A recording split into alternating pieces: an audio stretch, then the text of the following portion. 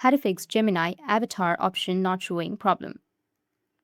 So if you want to fix your Gemini avatar option not showing problem, then what you need to do is first, you just need to simply make sure that you have a stable internet connection.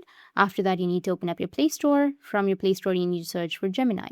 After searching, if you have any updates, you just need to simply go and update it. Tap on update and your problem might be fixed.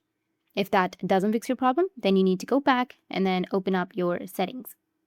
After opening your settings application, scroll down a bit and then you need to go with apps. Under apps, go with manage apps. From here, you need to go with search and you need to search for Gemini.